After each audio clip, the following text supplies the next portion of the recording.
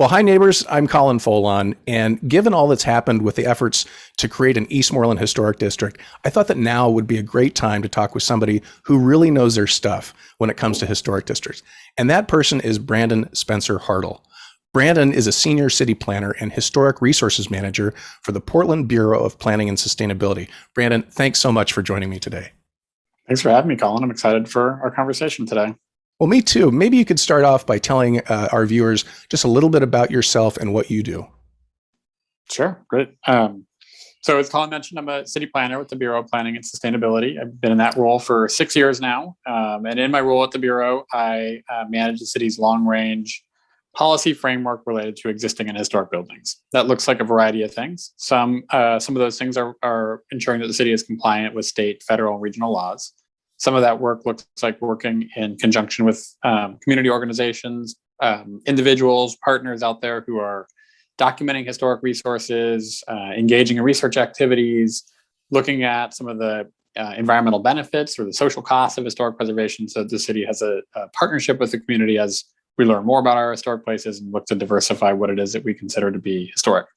And specifically, I serve as the project manager for the city's Historic Resources Code project, which is an update to the city's zoning code regulations that I suspect we're going to dig into today. Excellent.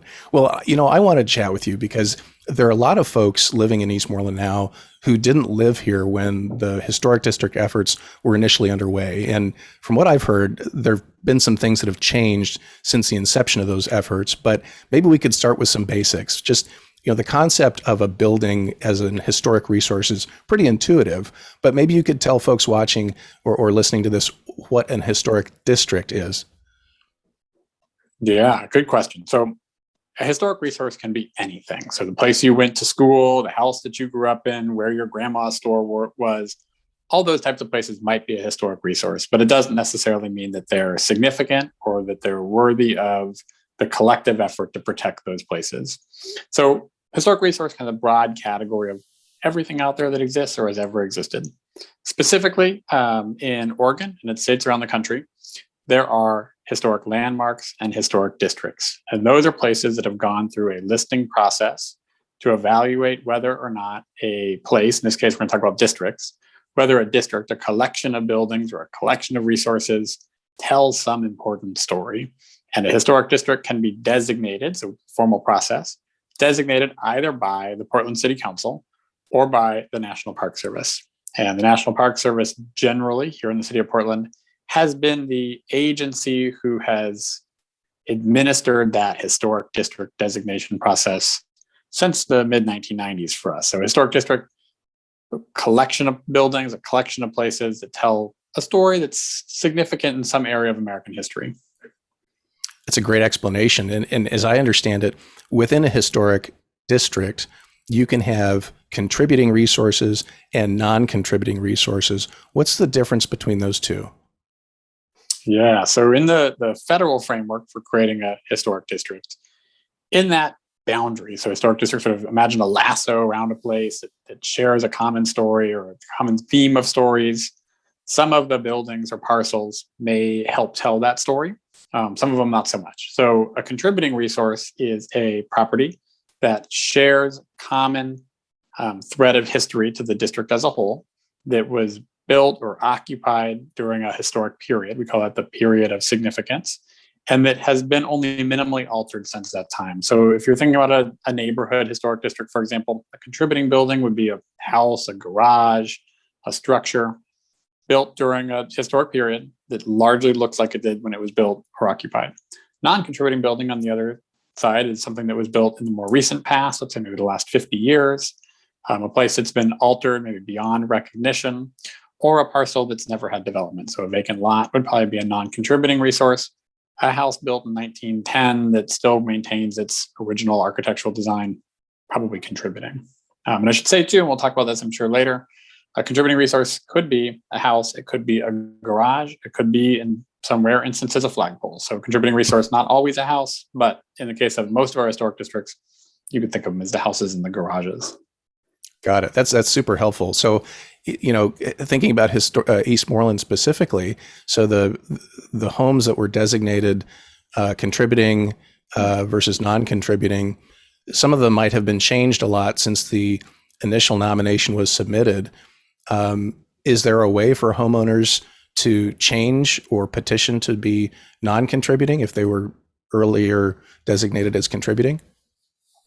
There is. It's a good question, Colin. It's a little more complicated when a nomination is in progress. And so once a district is listed, there is a process, we call it the reclassification process, where a property that's maybe contributing has been altered or changed, or more research shows it's not that important. There is a process to change that to non-contributing. And conversely, there's a process if somebody, let's say, restores their 1910 bungalow back to its original characteristics, can reclassify that as contributing. When a nomination is in progress, though, that process is a little less clear cut. And so for Eastmoreland, for example, the city doesn't engage in the process of reclassifying properties. For districts that are listed, let's say in Irvington, there's a city process where we're in communication with the National Park Service to make those changes on a owner request basis. Okay, so if somebody in the neighborhood now wanted to affect the status of their home, who would they go to? Who would the first person that they would go to be? Yeah, that's a great question. I would send me an email, and it's brandon.spencer@portlandoregon.gov. Send me an email, and we would engage with the conversation with the State Historic Preservation Office, who's our partners in Salem, who play a liaison role to the National Park Service and how these federal districts are designated. And so we would want to pass through that information to the state, and I'd want to maintain that information in the event that, let's say, an Eastmoreland district were created and there was a property that maybe is not appropriate to be contributing, that we could act on that once it's designated, assuming that was the outcome. Okay. Maybe you could tell folks what the current status of the Eastmoreland Historic District process is. It's had quite the tail. Where do we sit now? Yeah, good question. I'm going to answer that in two ways. One, I'll answer that in terms of the process to create a National Register district. But two, I'm also going to talk about the changes in the regulatory structure that might come with that district. So we go back in the Wayback Machine 6 years ago. The effort was initiated not from the city of Portland, but within the neighborhood to create a National Register district in Eastmoreland. At that time, the city had a approach to these National Register listings that automatically would apply both demolition and design protections upon a district's listing in the National Register. So this effort started long enough ago that while the nomination has been in progress, the regulatory and policy environment in which the conversation is happening has been changing. And unlike land use reviews, or unlike other types of permitting processes, it's the date on which a district is listed that the regulations would take effect. And so one of the things that has evolved, and I hope we can talk about it a little bit more, is that the National Register no longer means what it meant in terms of regulations at the time that the nomination was first submitted way back about 6 years ago. Where the nomination is at, as I understand, is it is living with the State Historic Preservation Office. There was a recent change in state administrative rules pertaining specifically to the National Register listing process in the state of Oregon. So the notification that's required, the procedures that have to be followed for the state of Oregon to forward a nomination to the National Park Service, and those clarifying changes to the state administrative rules were necessary to allow the Eastmoreland nomination to continue through the process. What we haven't heard yet is sort of the timing of when that nomination will get back into queue for process, and how the State Historic Preservation Office will engage both City of Portland and property owners in Eastmoreland. And so I may be a little more in the dark than I'd like to be, but I'm waiting for the answer to that question too. But as I understand it, from the sort of procedural perspective, there is now clarity that was lacking in the form of the state administrative rules for where the process will go. Okay. The other big change, and maybe we could talk about it in a few minutes, is the regulatory landscape continues to shift. And so while the nomination is in progress, so too are changes in what listing in the National Register would mean. Tell me more about that. Now's as good a time as any, because that is intriguing. What is in flux right now in terms of those regulations?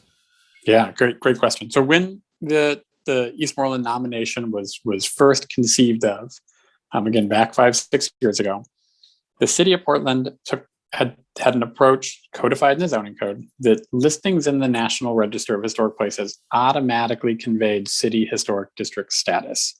And so I'm going to compare Eastmoreland to Irvington. Irvington is a district in Northeast Portland. It was listed in the National Register of Historic Places in 2010 as a district. And when that district was listed, it automatically became a city historic district, automatically became subject to both demolition protections for those contributing buildings, garages and houses, and throughout the district, design regulations that we call historic resource review. Historic resource review is essentially design review for historic landmarks and districts. And so when the Eastmoreland National Register nomination process began, that was the regulatory environment in which the city of Portland applied historic district status to National Register listings. But as the Eastmoreland process was unfolding, so too were changes in state administrative rules governing how cities can and must protect historic resources. And so in tandem with the local effort in Eastmoreland to create a National Register district, there was a parallel, not related, but a parallel effort happening in Salem to change what National Register listing could and must mean in local communities. And that process, which wrapped up in January of 2017, cast down to cities, including City of Portland, the mandate that National Register listing in the state of Oregon no longer could automatically convey local historic district status, and that National Register listing could only and must only result in demolition review. Okay. The state admin rules, while they gave us a new approach, did leave a number of local policy decisions up to communities across the state. And so in the Eastmoreland process, it started out designation in the National Register, design and demolition regulations. The landscape changed at the state so that National Register listing in any community in Oregon would only bring with it demolition protections, couldn't automatically bring with it historic district status. And we're at a place where, again, with the Historic Resource Code project that we'll talk about, the city is going to fill in those remaining questions and gaps about what National Register listing can and must mean. And that gives the opportunity to decide for a district like Eastmoreland or any National Register district in the future, do we apply demolition protections to garages? How do we specifically categorize demolition review, like what activities would trigger a demolition review? And I think importantly, what's the process if additional design or other protections were to be applied to a National Register district? Who makes that kind of decision? What's that process look like? What role do owners play? What role does the broad community play? And so again, the landscape is shifting as this nomination is glacially moving its way through a federal process. So we don't know right now, tell me if I'm misunderstanding, we don't know right now what activity will be considered a demolition. Is that correct? That's right. That's right. Wow. And we don't know also to what extent design review would be a possibility for a national district. Is that correct? That's right. So those are both great questions. And also what we know today is under the existing rules to demolish a contributing garage would require a city council hearing. It's called a type 4 demolition review to remove a garage. And even if the garage were functionally obsolete or had structural deficiencies, if the garage is a contributing resource today, the existing code says the Portland City Council has to hold a hearing and make a decision about removing that garage.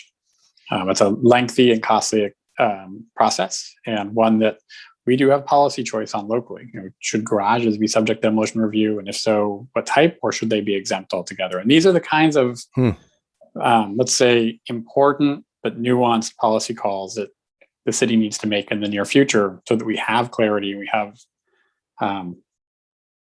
let's say, an intentional and deliberate approach to the regulations in the event that an Eastmoreland Historic District is created by the federal government. So really, right now, we have a process that's ongoing in Eastmoreland, but we really don't know what that's going to look like if we do become a historic district. We don't know whether a garage will be considered for a contributing home, whether the garage will be included or not. That's right. So what we've got is this interesting situation where The city for a long time took one approach to National Register listing. The state has said, no, City of Portland, that approach doesn't work any longer. You've got to change your approach. You at a minimum are required to apply demolition review to primary buildings and main structures. But beyond that, city, you have quite a bit of flexibility in deciding the extent to which demolition review should be applied, what those triggers are to require a demolition review, and then importantly, what process, if any, is available to apply additional protections, specifically design protections, to a National Register district. And there is a wide range of policy options that the city could take, ranging from something more similar to the status quo of the past, or going to a direction that says, yeah, National Register listing, the city's going to go to the minimum state required protections and then require a separate process or require a different process for application of any additional regulations. And this is what the Historic Resource Code Project is really, for Eastmoreland, really seeking to solve is what would National Register listing mean for Eastmoreland? What won't it mean? And how is it different than what was there before? And we don't have the answers to that until our city council holds a hearing and votes to adopt those changes.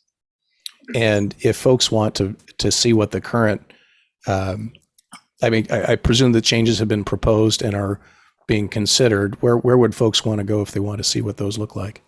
Yeah, great question. So they have been published. It's called the Historic Resource Code Project. I've got my old school paper copy here. And those code amendments are available online. If you do a Google search for Historic Resource Code Project, you'll find it. And specifically what you're looking for is what's called the recommended draft, which is what our City Planning and Sustainability Commission unanimously recommended for adoption back in the spring. And so our Planning and Sustainability Commission held a hearing. Some Eastmoreland neighbors did participate in that hearing. This is about a year ago.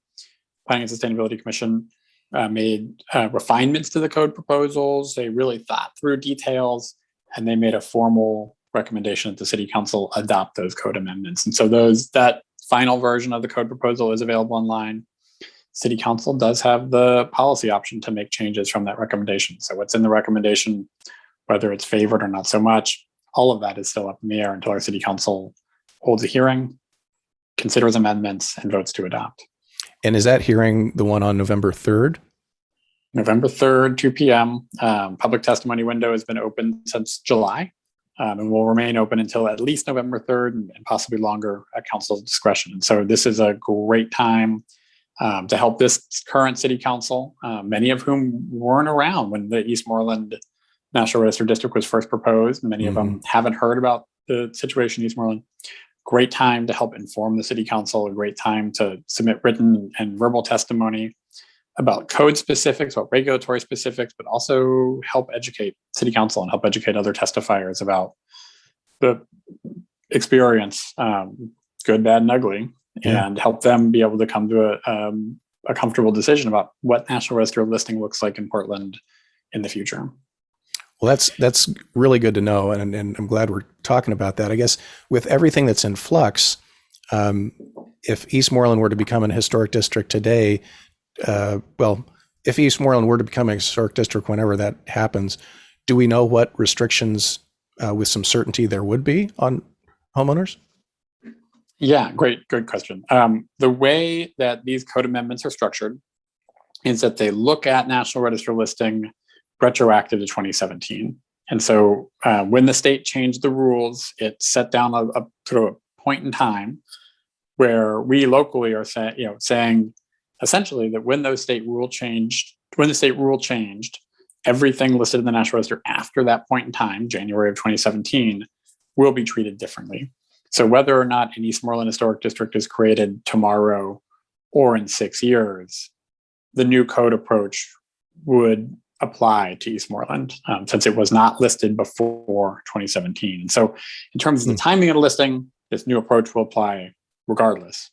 The sort of substantive question is, what do we know? What don't we know about the regulatory framework? What we do know is that the state law does require demolition review, which is a public hearings process whenever a contributing primary structure is demolished. And so we know that the state is expecting cities around Oregon to apply this demolition review process whenever a primary structure is demolished. So that's going to stick around. But what we don't know is what are the criteria for demolition review? So how does a decision maker, the Portland City Council, maybe the Portland Landmarks Commission, maybe city staff, what is the decision maker weighing to come to a conclusion of if demolition is appropriate or not? Are they weighing things like our citywide comprehensive plan? Are they weighing economic hardship?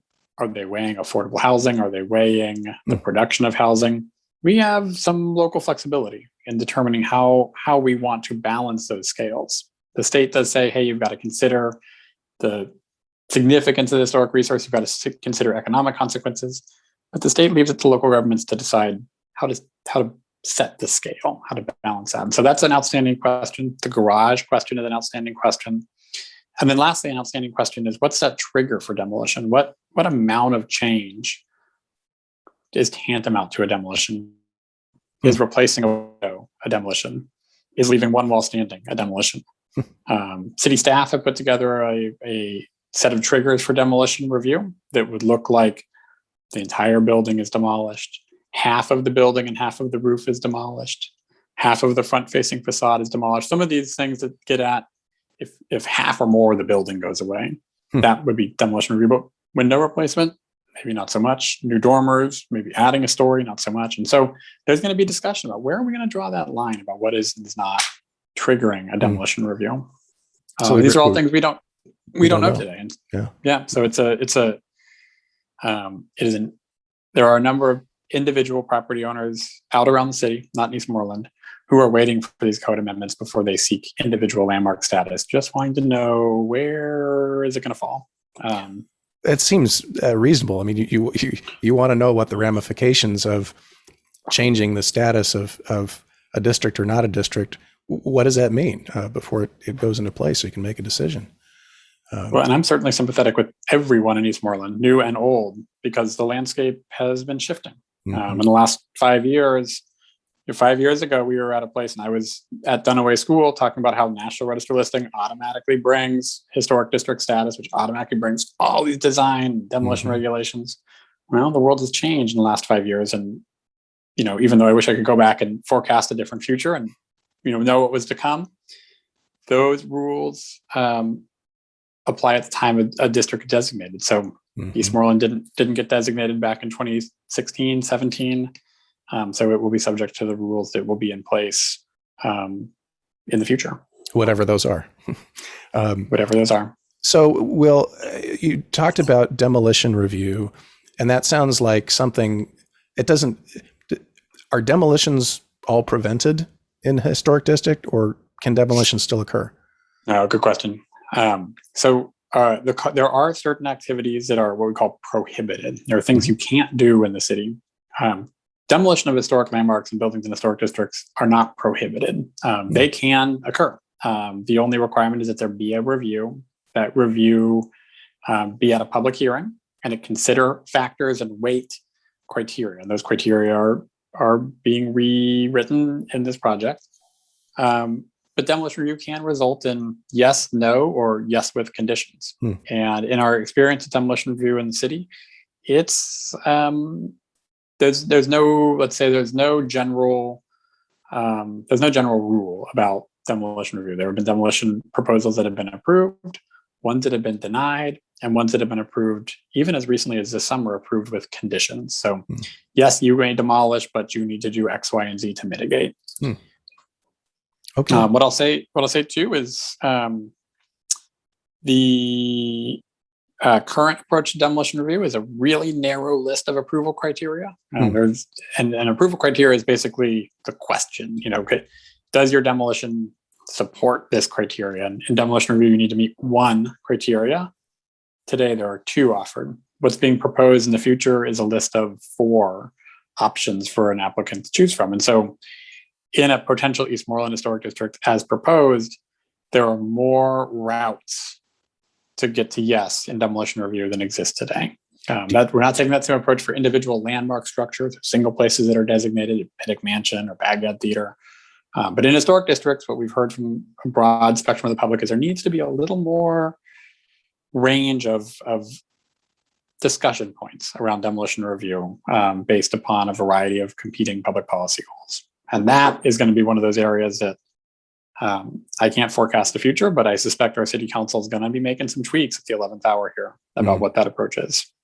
Do you happen to know what those 4 proposed paths to demolition are?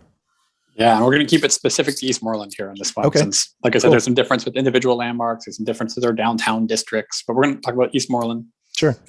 What's proposed is, and you as a would-be demolisher would apply under one of these criteria. So you don't have to meet all 4, but if you pick a lane and that's your application. One is economic hardship, that there's really no reasonable economic use of the building. And that one's not all that used all that often.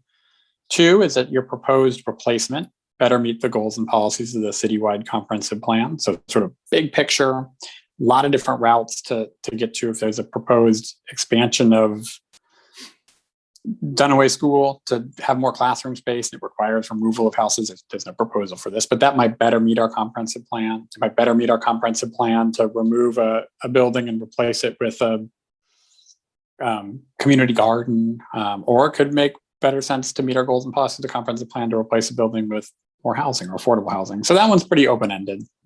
But new ones would be demolition results in mitigation.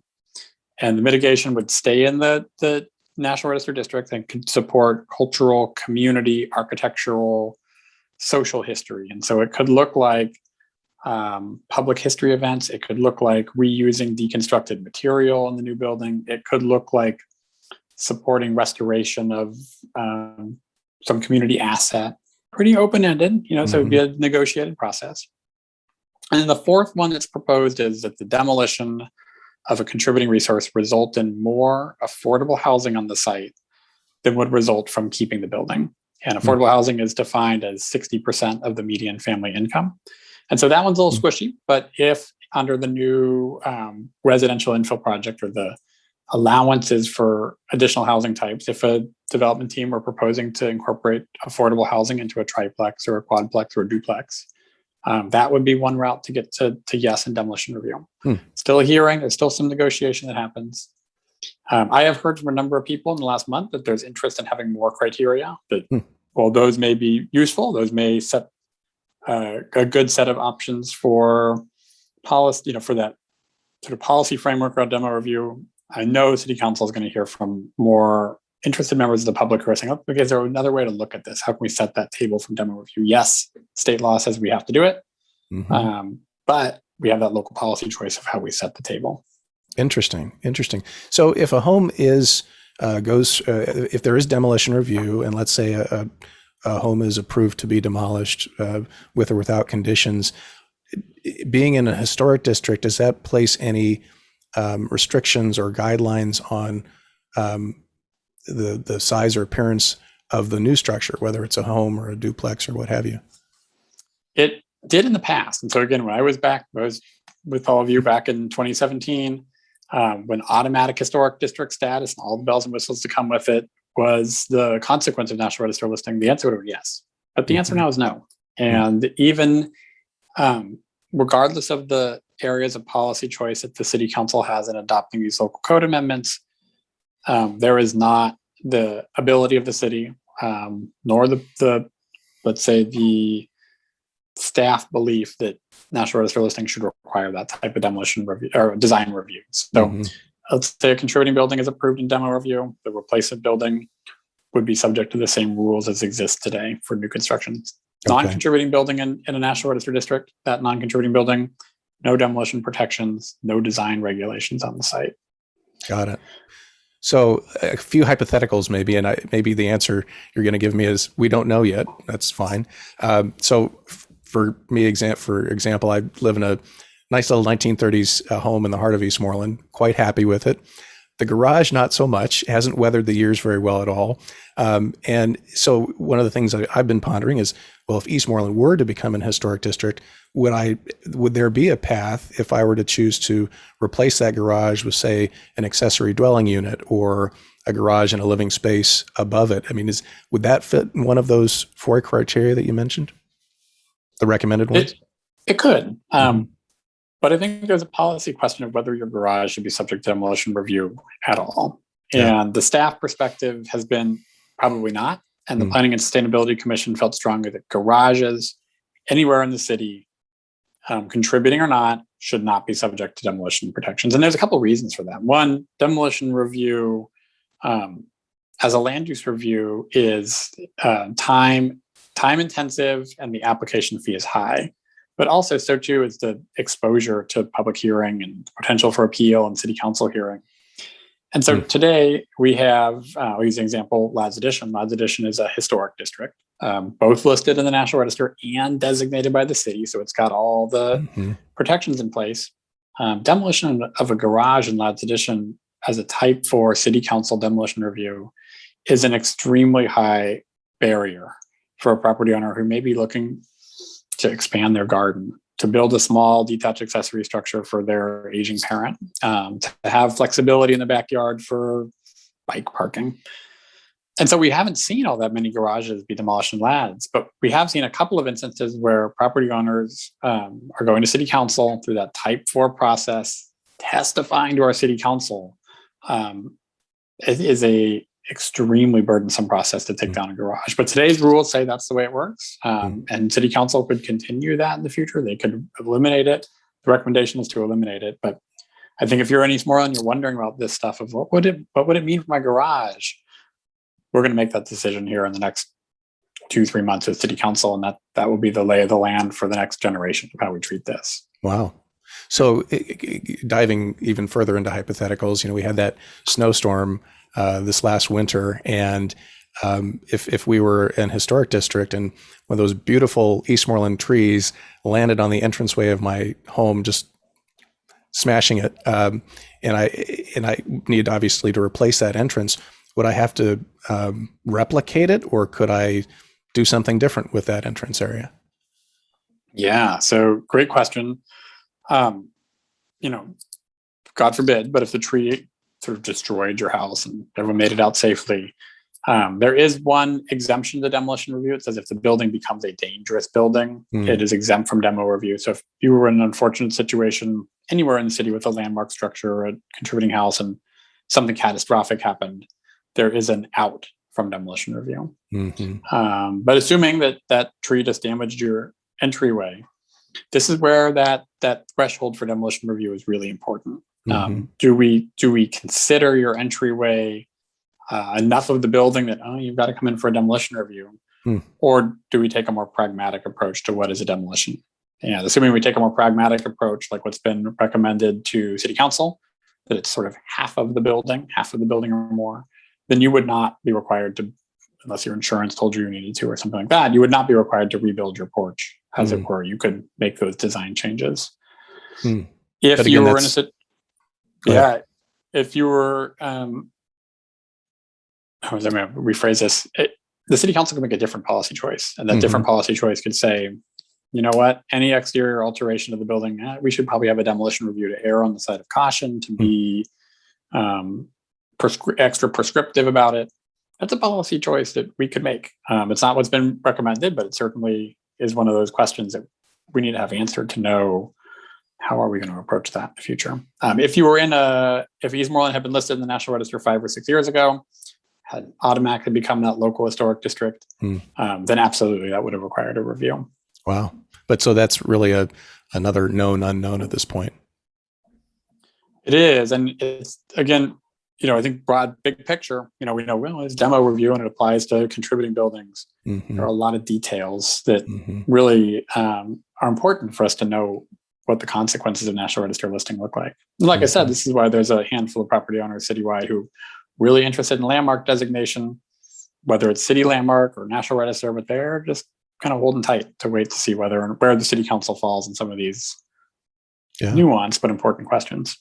So another one, and I promise this will be the last example of my home that I bring up as a hypothetical. So there's a side of my house that gets some weather more than the other sides of the house. And we've got some pretty old siding that, in my view, eventually going to need to be replaced. And if we were to do it, we'd obviously want to replace all the siding, not just that panel, so that it looks good. Would replacing all the siding of a contributing resource be a problem, or is that another, we don't know because we don't know whether that's a demolition? I would put it in that latter camp. I mean, again, Okay. we have a recommendation. The recommendation would be no, your siding replacement would not trigger that demolition review. But again, this is where we've got a policy choice, and city council is going to hear testimony, one way and the other about that. But the staff recommendation is that no, replacement of siding, windows, that wouldn't be demolition. You really structurally are removing half or more of your building. Okay.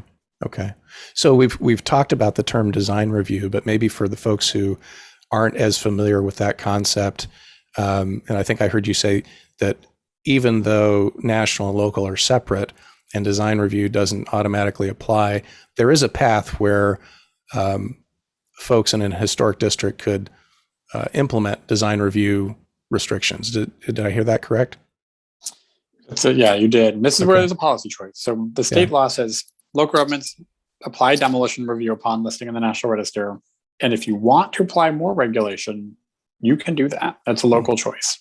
Okay. There's a couple ways you can do that. One would be and this has been some of the testimony. Okay, well, National Register, we've relied on this in Portland for a long time to bring local historic district status, and so there should be a really quick truing up of the processes. So immediately after National Register, we do a quick local historic designation or a quick addition of design review to a resource listed in the National Register. Mm-hmm. On the other side of the sort of discussion has been an argument that says, applying design review has a cost, and the cost is borne by property owners, tenants, and the broader community, because we've made it more difficult to build, more difficult to adapt and amend buildings in the historic district. And so there ought to be a robust public process with a local designation and a city council decision.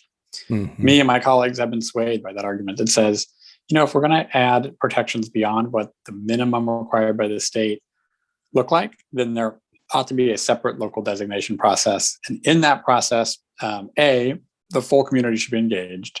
B, there should be a public hearing at both City Council and with the Landmarks Commission and Planning and Sustainability Commission. And C, we should go back and talk to the owners again, that there should be another conversation with owners about whether or not there's support in the district to do that. And the way that owner support threshold looks in the code proposal is a majority consent. So different than the National Register process. It says we're looking for if a majority oppose and it doesn't move forward. The way we've conceived this local designation process is let's look at the other side of that coin. Have a majority of property owners consent to designation, have that public process. It's open and transparent to the full community. And only then, and only with a majority vote of City Council, would design protections be applied to a district. And that's consistent with what most other major cities do today. It's consistent with how we make other land use decisions. It does give a little more voice to property owners than we might give with other types of land use decisions. But the application of historic resource review or design review is something that we should be thoughtful about, something we should really, as a community, value, and that we should ensure doesn't place burdens on owners and tenants in a way that hasn't been fully considered. And so that's the proposal is Eastmoreland may get listed in the National Register. It may have demo review, but applying design protections through a local designation would be a separate process. And that process would go through multiple steps and really require evaluation about whether or not that's a right call for protecting historic resources or not. So is that is something that can be initiated by anybody, it sounds like, the local process? Well, it's a good question. It let's say, I think it couldn't be initiated by anybody.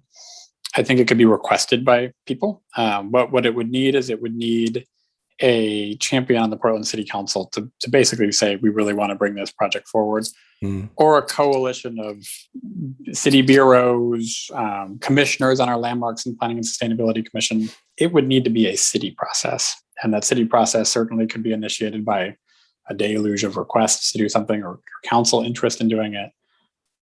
But a member of the public couldn't walk down to City Hall with a proposal to designate an Eastmoreland local historic district and just kick that process off. There would need to be the scoping and the political will to move it forward. So let's say that there is that. Who ultimately decides design review criteria for a local district? That would be part of the designation process. So if you're thinking about, and this is the opportunity, this is in part why the state rules have changed, where the city is taking a different approach to this National Register process, that we shouldn't apply design regulations unless we know what those regulations are, and that we ought to, in tandem, develop the design regulations with the proposed district so that it's a fully baked, comprehensive package. And it might also include changes to land use. Maybe it's upzoning or downzoning or changing setback requirements. That the opportunity of this local designation process is, let's get it right out the gate. And it's one of the reasons why me, my colleagues, others got so uncomfortable with the way the National Register process and the application of protections in the past had worked, is that there wasn't that opportunity for full community engagement, and there wasn't the opportunity to nuance and to get right the regulations that applied upon designation. And we for a place like Irvington, we didn't have the opportunity as a broad community to develop Irvington specific design guidelines, to think about the zoning, to really put all those pieces together. And we see the conflicts of that. Lack of a robust process, robust community engagement process. That's something that I think we've really wanted to avoid seeing in a place like Eastmoreland. That if those design protections were to apply in the future, they need to be crafted with the community at the time of designation. Designation. That's a great point. What I imagine you get a lot of questions about historic districts. What are some of the things homeowners typically ask you? Yeah, a great question. Several things. The garage demolition question is a big one. Irvington, Lads Addition, Kings Hill, Laurelhurst. These are all places where we've got contributing garages. A lot of them too. We have 1,700 contributing garages in our existing historic districts, and that's 1,700 buildings that may or may not still be relevant. I've heard from owners who don't own a car, they don't use their garage. What they'd really like to do is to maybe significantly alter it or rebuild it for a greater purpose, not just for them, but for community interest. And when they look at that Type 4 City Council demolition review process, the cost and expense of that, it really does have a chilling effect on somebody moving forward with garage replacement. And so we do see, Lads Addition, you walk the alleys, there are some architecturally interesting garages. Usually those are the ones that are still in use and loved. But there are a lot of buildings that are sitting empty, waiting for a future where we might not review demolition. Those buildings can come down for a variety of things. So garage demo is a big thing we hear about a lot from property owners. And there are a number of property owners, not in Eastmoreland so much, but in those existing districts that are saying, we really need the flexibility. I mean, truly people who are saying, I've got an aging parent and this COVID experience wants me to get them out of skilled nursing and into my backyard. And I can't afford the cost of the fees and the process to build the ADU without this flexibility. Second is solar panels. Not so important for Eastmoreland because, again, we're moving away from applying that historic resource review. But if you're in Lads Addition or Irvington today, solar panels subject to design or historic resource review, a lot of people interested in doing solar. Not so important for Eastmoreland today, but the proposal is to exempt solar panels from a review. So moving in a more flexible, sort of climate-friendly direction, even if it's not historic preservation best practice. And I think the third one, the big one, is I think a lot of owners are interested in seismic upgrade, lifting their house to put an ADU in the basement, doing a rear addition. Some of these sort of, we love our neighborhood, we love our house, but we want it to flex a bit. And we've got a set of policy choices about our existing historic districts and what we want to do there. And in general, the staff approach has been to accommodate and encourage that additional flexibility. Maybe not going so far as, do whatever you want with your design, but trying to move us in a direction that says we got to let historic resources evolve and change and to adapt. And there's some sideboards, but that there are opportunities for us to meet those homeowners' needs, but also to continue to let historic places evolve. But they're not frozen in amber. They're not locked into uses and demographics that maybe they have had for a long time. That they can and should be places of evolution. Well, and there's been a lot of evolution in Eastmoreland since the nomination was first submitted in homes. A lot of changes, and it seems like the nomination is pretty old at this point. Is there ever an end life to a nomination that just kind of sits out there?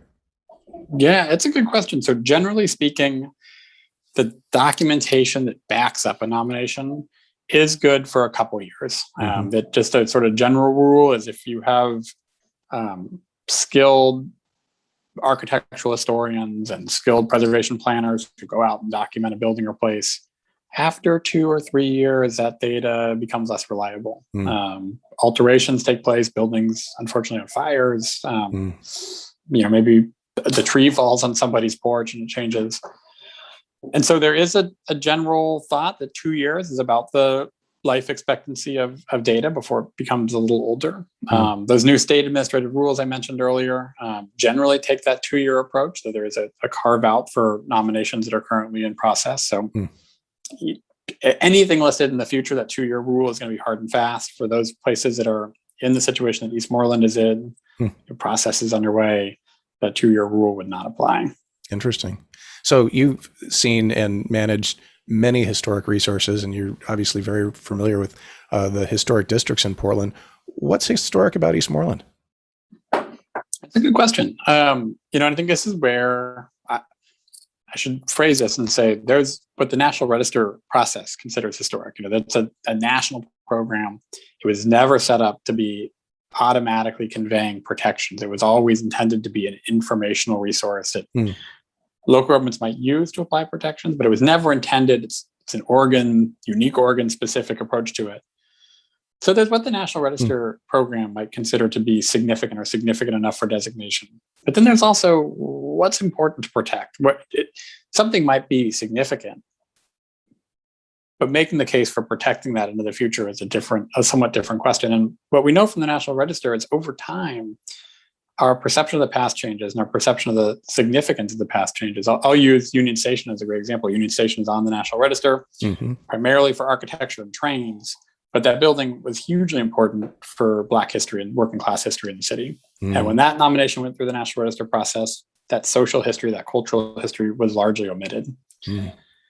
Eastmoreland, National Register listing, is really fueled by the historical presence of development pattern and of an era of sort of early suburbanization of American cities and the development of houses within certain architectural vocabularies. That's really the thrust of that nomination. But I think there are other pieces of the neighborhood story, good and bad, that might be taken into consideration in a different way in a local designation process. Is it, what's the history of, social history in the neighborhood? What's the history that may be significant or challenging around demographics and who was and was not able to buy property in the neighborhood?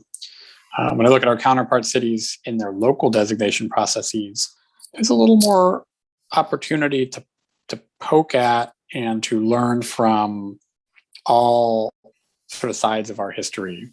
The National Register program is really looking at, if there's one significant story that's satisfactory for designation.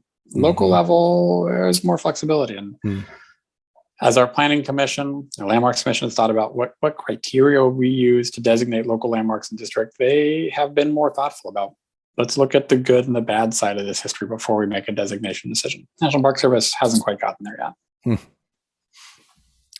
So I often like to ask this question of folks.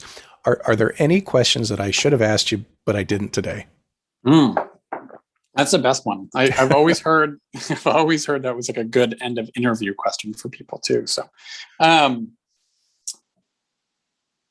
think a couple of things. I think one thing that's really important is, and maybe you should have asked, is like, what do these proposed code changes mean for me if I live in Eastmoreland? Why does it matter? And I think the important thing here is the National Register process is not a local government process. It's not a land use process. It's a federal listing process.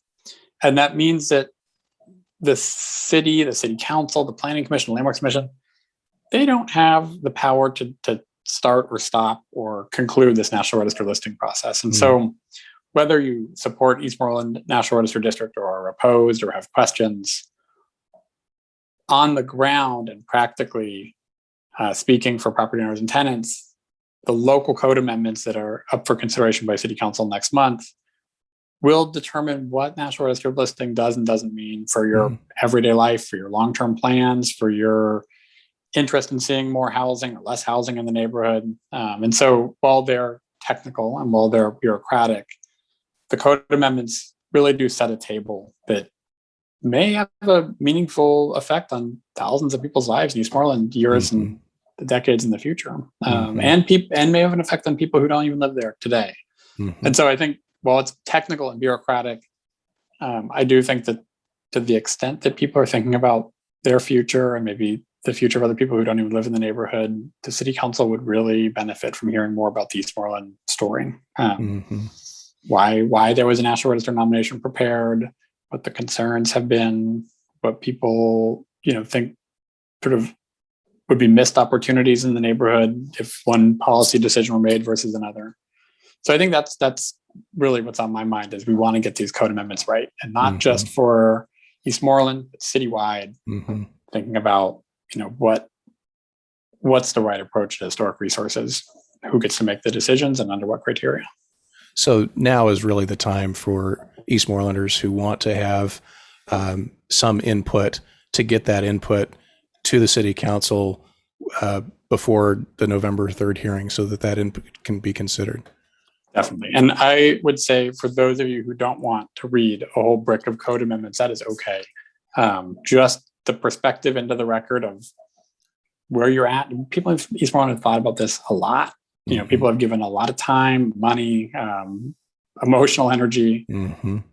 This would be a great time to let the city council know and staff know where you're at. What have you learned? What have you seen? And even if it's not, cross this T and dot that I in the code language, this is a great opportunity to give city staff and decision makers one more pass at, what we've all learned. Sounds like you're saying you don't have to be a lawyer. You don't have to know regulations or all of these specifics, but tell your story if you think it deserves telling, so that the city can consider it when thinking about these policy choices. Yeah, and talking to someone who's a lawyer and talking to someone who's a regulator here, I think you're probably best off, if you're not a lawyer or a regulator, to give city council here's what it means for me. That's right. I'm a citizen or I'm a resident, and I have feedback. So that would be really great. And I think the other last thing I'll say, and this is an important one, historic resources have to evolve. Like they're relevant. They're relevant in the future, not just because of their past. Like they're relevant in the future because they serve a purpose. They're valued. And applying regulation to a historic resource that isn't valued and can't be relevant in the future is not a guarantee it gets protected.